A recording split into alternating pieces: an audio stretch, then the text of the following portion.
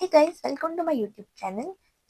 आज की वीडियो में हम स्टडी करेंगे काउंटिंग मेथड इन प्रोबेबिलिटी। ठीक है कि हम प्रोबेबिलिटी में किस तरह से काउंटिंग करते हैं, किस तरह से प्रिडिक्शंस करते हैं। ठीक है, एक तो प्रोबेबिलिटी मेजर करने का सिंपल मैंने आपको फॉर्मूला बताया था, फेवरेबल ओवर टोटल। ठीक है कि जो भी आपके फेवरेबल, आप जिस भी स्पेसिफिक अमाउंट चाहिए divided by its total outcomes. ठीक है, वो था probability. But in some cases हमें प्रोबेबिलिटी इस तरह से फाइंड नहीं कर सकते। ठीक है, डिफरेंट केसेस हो सकते हैं जिसकी प्रोबेबिलिटी हम डिफरेंट तरीके से मेजर करते हैं। ठीक है, काउंटिंग मेथड उसके लिए यूज होता है। इसमें हमारे पास टोटल 6 मेथड्स होते हैं जिसके जरिए से हम प्रोबेबिलिटी एक स्पेसिफिक केस की मेजर कर सकते हैं। ठीक है, so the first most is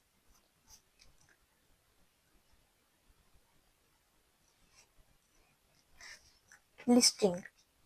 listing क्या होता है? Simply list out all the possible outcomes use for a small case. ठीक है, फॉर एग्जांपल अगर मैं यहाँ पर आपको कहूँ कि हेड और टेल दो पॉसिबल आउटकम्स हो सकते हैं एक कॉइन टॉस के। ठीक है, या तो हेड आएगा या टेल आएगा, और उसकी पॉसिबल आउटकम इसको लिस्ट कर दो। ठीक है, मतलब एक दफा हेड एक दफा टेल, तो दो आउटकम्स हो गए हमारे पास। ठीक है, तो इसकी हमारे पास लिस्टिंग क्या होगी? टू ही होगी। ठीक है, मतलब शॉर्टेस्ट से शॉर्टेस्ट केस कितना हो सकता है उसके टोटल आउटकम्स।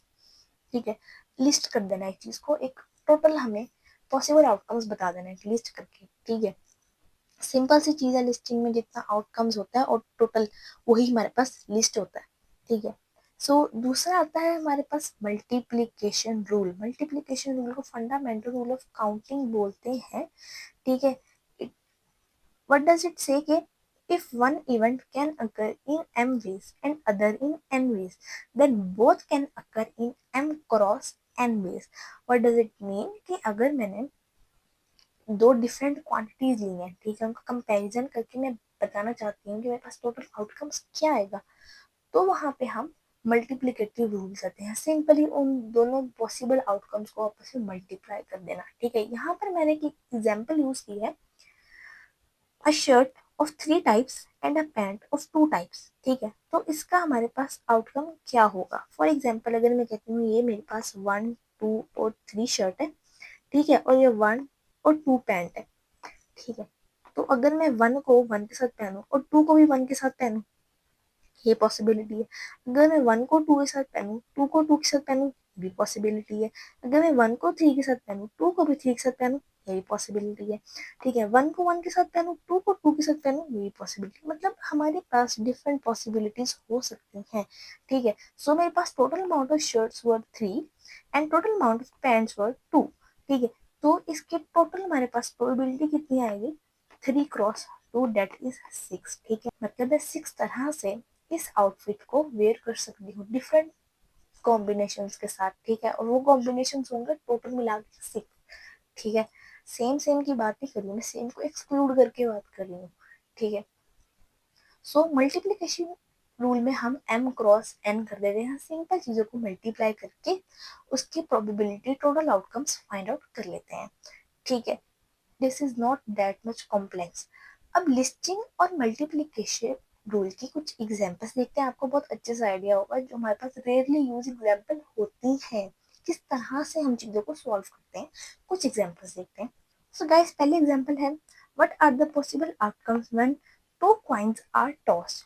ठीक है, अब हमारे पास जब हम कॉइन को टॉस करते हैं, एक साइड पे हमारे पास होता है हेड, दूसरी साइड पे होता है हमारे पास टेल।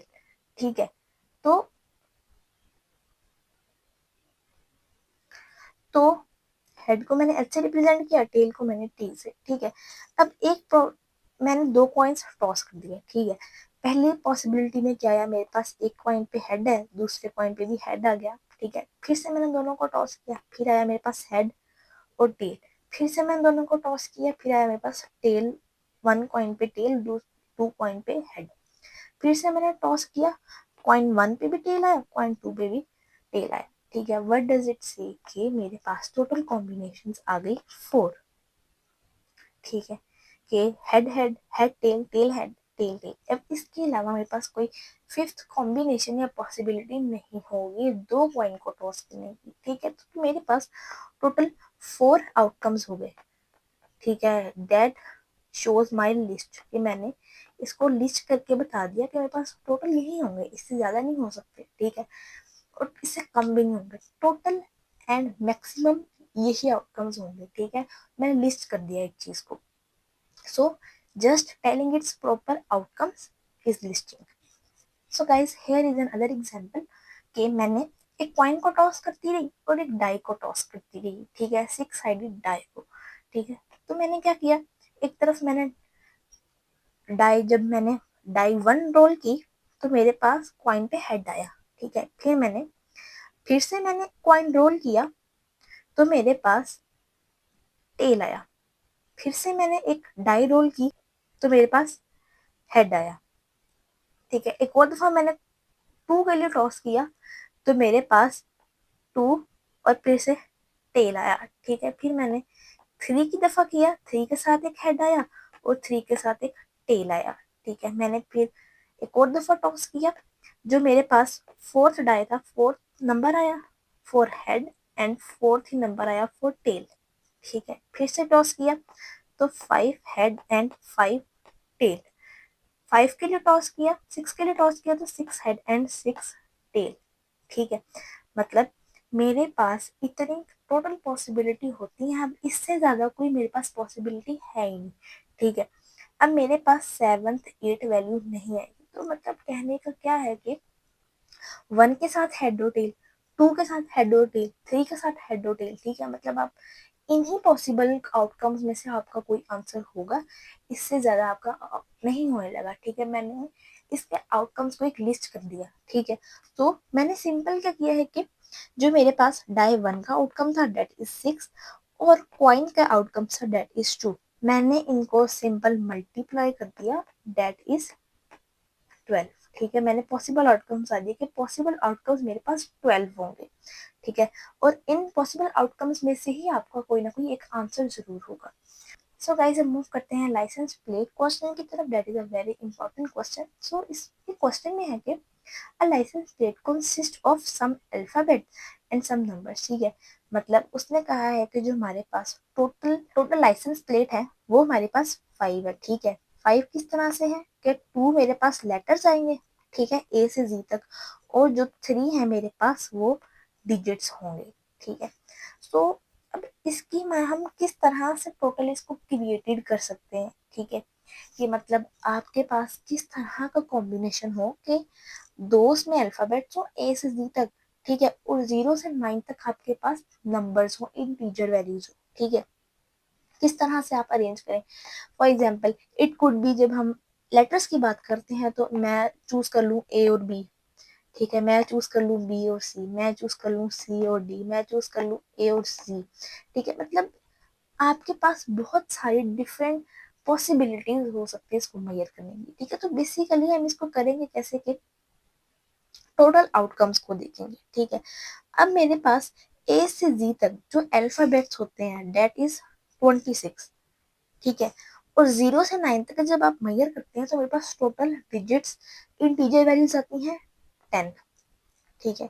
तो इसकी मैक्सिमम पॉसिबिलिटी क्या हो सकती है नंबर प्लेट्स की, मैं यहाँ पे जो लेटर्स हैं उनकी जगह लिखूँ 26, 26, ठीक है। तो 26 के कॉम्बिनेशन में से मेरे पास कोई भी आ सकता है, ठीक है। मेरे पास डबल ए भी आ सकता है, डबल बी भी आ सकता है, लाइक वट एवर, ठीक है। यहाँ पे मेरे पास ए से लेकर जी तक की रेंज है, कोई भी नंबर आ जाए।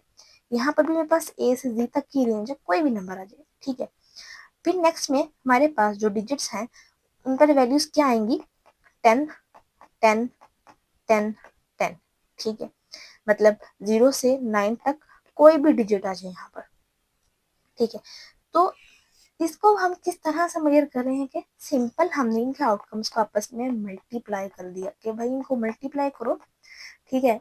मेरा आंसर इनको मल्टीप्लाई करके आ रहा है 67, 6, ये आंसर आ रहा है मेरे पास, ठीक है। मतलब मेरे पास इतनी पॉसिबल आउटकम्स हैं एक नंबर प्लेट की, ठीक है। अब इस वैल्यू में से आपका कोई ना कोई एक सिर्फ नंबर प्लेट होगा, ठीक है। इस तरह से हमारे पास डुप्लीकेट नंबर प्लेट्स नहीं हो सकते, ठीक है, क्योंकि इतनी ज्यादा वैल्यूज में से कोई एक ही पॉसिबिलिटी, कोई एक नंबर आपका होगा, ठीक है। It could be 0, 0, 0, 0, 0, 1 is your number plate, ठीक है। एक प्रोबेबिलिटी एक पॉसिबिलिटी होगी, ठीक है। सो यहाँ पे हमने क्या किया है, सिंपल इसके टोटल आउटकम्स को मल्टीप्लाई कर दिया, तो हमारे पास इसकी वैल्यू आ गई, इतनी प्रोबेबिलिटी आ गई, इतने चांसेस आ गए, आउटकम्स आ गए, ठीक है। नेक्स्ट एग्जाम्पल की तरफ मूव करते हैं। बहुत सिंपल सी एग्जाम्पल है। इसमें क्या है कि आपको एक मेन्यू देना है और आपको सेलेक्ट करना है कि आपको क्या खाना है। आपके पास डिफरेंट चॉइसेस हैं, ठीक है। One burger of four types, four choice, one drink, ठीक है, थ्री टाइप्स की ड्रिंक है आपके पास, और वन डेजर्ट आपने सिलेक्ट करना है टू में से, ठीक है। सो आप किस तरह से इसको सेलेक्ट करेंगे, आपके पास टोटल पॉसिबिलिटी क्या आ गई। फॉर एग्जाम्पल आपके पास एक चीज बर्गर है, एक पैटी बर्गर है, ठीक है। दो ड्रिंक्स है आपके पास, वट एवर कोक है, इट्स पेप्सी और it's Mirinda, what ever you want a drink, ठीक है। और डिजर्ट्स में आपके पास पुडिंग आ जाता है आपके पास, और मफिन्स आ जाते हैं। सो डिफरेंट चॉइसेस आपको गिवन है। टोटल आउटकम्स, आप टोटल मील कॉम्बोज किस तरह से मंगवा सकते हैं, वेदर इट इज चीज बर्गर और अ पेप्सी और अ डेजर्ट इन मफिन्स, ठीक है। सो इस इन चीजों को हम किस तरह से करेंगे कि मेरे पास फोर बर्गर आ गए into three drink into two dessert, तो मेरे पास टोटल 24 आउटकम्स आ गए कि मैं इनमें से कोई एक कॉम्बिनेशन मंगवाऊंगी ही मंगवाऊंगी जरूर, ठीक है। 24 पॉसिबिलिटी में से कोई एक कॉम्बिनेशन मेरा वाला होगा, ठीक है। तो इसकी हमने टोटल आउटकम्स निकाल लिए। सो गाइज मूव करते हैं हमारे पास पिन कोड डिजिट की तरह। ये भी मेरे पास जो प्रीवियस एग्जांपल है लाइसेंस प्लेट वाली, बिल्कुल वैसे ही है कि मैंने यहाँ पर 0 से 9 तक करने हैं अपने पिन कोड्स, ठीक है, 4 डिजिट पिन कोड, ठीक है। So it could be 1 2 3 and 4, 4 digit आएंगे बिटवीन 0 to 9, ठीक है। अब 0 में से 9 में मेरे पास लाइक यहाँ पर 9 9 9 9 भी हो सकता है, यहाँ पे मेरे पास 8 8 8 8 भी हो सकता है, यहाँ पे मेरे पास 7 2 9 8 भी हो सकता है। मतलब मेरे पास इसी 0 से 9 तक के डिजिट के दरमियान की वैल्यूज ही आएंगी, ठीक है। तो it could be anything, repeated भी हो सकती है वो, ठीक है। सो सिंपल हम इसको किस तरह से करेंगे, total outcome of 0 to 9, total outcome आ गया 10 इंटू फिर 0 to 9 से 10 अगेन 10 एंड अगेन 10, ठीक है। That would be equal to 10,000 और 10 raised to the power 4। मतलब मेरे पास एक नंबर प्लेट रिपीट नहीं हो रहा है। ऐसा नहीं कि अगर मैंने 9 यूज किया है तो फिर से 9 नहीं आना चाहिए। 9 रिपीट हो सकता है, कोई भी नंबर रिपीट हो सकता है, ठीक है। तो मतलब हर नंबर के आने की प्रोबेबिलिटी 10 ही है, ठीक है। तो ये था हमारे पास मल्टीप्लीकेशन की कुछ एग्जांपल जो कि बहुत इंपॉर्टेंट है। आई होप आपको एग्जांपल करने के बाद अच्छे से अंडरस्टैंड हो गया होगा। सो गाइस नेक्स्ट मूव करते हैं फैक्टोरियल्स की तरफ, that is the third counting principle. तो फैक्टोरियल्स हमारे पास बेसिकली हम तब यूज करते हैं जब हमने चीजों को एक एन रेंज में मेजर करना हो, ठीक है। जब मेरे पास अरेंजमेंट बहुत इंपॉर्टेंट हो, चीजों को जब मैंने अरेंज करना हो, ठीक है, तब हम फैक्टोरियल यूज करते हैं। फैक्टोरियल तब क्यों यूज करते हैं, क्योंकि आपके पास हर पॉसिबिलिटी पर एक कम हो जाती है, ठीक है। हर आइटरेशन पर, हर लूप पर आपके पास एक पॉसिबिलिटी कम होती जाती है, ठीक है। तो वो मेरे पास फैक्टोरियल ही बन जाता है कि हर लूप में आपके पास एक चॉइस कम, दूसरी लूप में आपके पास एक और चॉइस कम, ठीक है। मतलब चीजें डिक्रीज होती जाती है, चांसेस आपके पास कम होते जाते हैं, ठीक है। करना इसको किस तरह से, फॉर एग्जाम्पल में एक एग्जाम्पल लिया, how many ways to arrange 4 books, ठीक है। मैंने 4 बुक्स ली है, मैंने इसको शेल्फ पे अरेंज करना है, ठीक है। फॉर एग्जाम्पल ये मेरे पास एक शेल्फ है, मान लो शेल्फ है, ठीक है, ठीक है। ये मेरे पास इसके कैबिन है 4, ठीक है।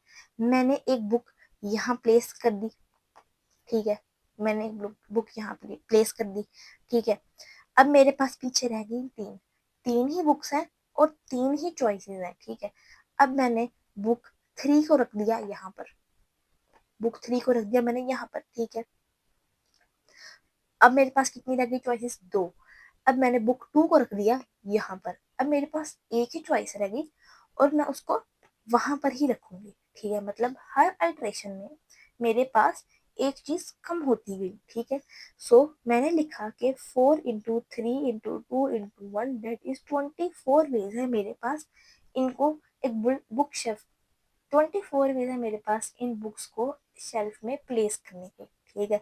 वेदर इट कैन बी 2 4 1 2 3 3 2 1 4, ठीक है। आप किस तरह से भी प्लेस कर सकते हैं इसको शेल्फ में, ठीक है, doesn't matter. But her alteration में, हर लूप में आपके पास एक चॉइस कम होती जा रही है, ठीक है। यही फैक्टोरियल का प्रिंसिपल है। सो एक एग्जाम्पल की तरफ मूव करते हैं। इस एग्जाम्पल में बिल्कुल प्रीवियस एग्जाम्पल की तरह ही है कि मैंने यहाँ पर 4 स्टूडेंट्स को कहा है एक रो में एक वे से अरेंज होकर बैठना, ठीक है। For example here is my row and यहाँ पर सीट्स है, ठीक है। मेरे पास 4 स्टूडेंट्स हैं। मैंने स्टूडेंट 1 को कहा कि इन 4 सीट्स में से जहां मर्जी बैठ जाओ, ठीक है। स्टूडेंट 1 यहाँ पर आकर बैठ गया। स्टूडेंट 2 को मैंने कहा कि जहां मर्जी बैठ जाओ। अब स्टूडेंट 2 के पास सिर्फ 3 चॉइसेस होंगी, this one and this one, ठीक है। स्टूडेंट 2 यहाँ पर आ गया। स्टूडेंट 3 को कहा कि मैंने जहां मर्जी जाकर बैठ जाओ। अब स्टूडेंट 3 के पास चॉइस होगी यहाँ बैठने की और यहाँ बैठने की, ठीक है। तो स्टूडेंट 3 मेरे पास यहाँ आकर बैठ गया, ठीक है। अब स्टूडेंट 4 को मैं कहूंगी कि जहां मर्जी बैठ जाओ, ठीक है। लेकिन अब उसके पास तो एक ही चॉइस है, बेशक मैं उसको कहूँ जहां मर्जी बैठ जाओ, उसके पास एक ही चॉइस है। उसने एक ही उसी फिक्स जगह पे ही फिक्स होना है, ठीक है। तो वो यहाँ पर आकर बैठ जाएगा, ठीक है। तो 4th स्टूडेंट के पास तो कोई चॉइस ही नहीं रही, ठीक है। उसके पास सिर्फ एक ही चॉइस बची थी, ठीक है। तो सो पॉसिबल आउटकम्स कितनी हुई, 4 क्रॉस 3 क्रॉस 2 क्रॉस 1, ठीक है। अब ये जो बेचारे 4 की पॉसिबिलिटी थी कि बेचारे 4 स्टूडेंट को सिर्फ एक ही सीट मिली, ठीक है। थर्ड स्टूडेंट को सिर्फ 2 ही सीट्स मिले, सेकंड स्टूडेंट को सिर्फ 3 ही सीट मिली। जो फर्स्ट स्टूडेंट था उसको पूरी प्रॉपर 4 सीट्स ही बैठने को मिली, 4 चांसेस मिले उसको बैठने की, ठीक है। सो हर आइटरेशन में आपके पास लूप्स के हर आइटरेशन में आपके पास चांसेस कम होते जा रहे हैं, ठीक है। एंड दिस पॉसिबिलिटी और outcome is 24। So guys hope so आप लोग को अच्छी लगी होगी वीडियो, इसकी बहुत अच्छे से समझ आई होगी किस तरह से हम लिस्टिंग, मल्टीप्लिकेशन रूल और फैक्टोरियल को डिफरेंट केसेस में यूज कर सकते हैं, ठीक है। सो आने वाली नेक्स्ट वीडियो में हम एक मजेदार टॉपिक कवर करेंगे, that is permutation and combination, that is the fundamental rule of probability. Mostly cases में हम प्रोबेबिलिटी में परम्यूटेशन और कॉम्बिनेशन ही अप्लाई करते हैं। See you next time, good bye.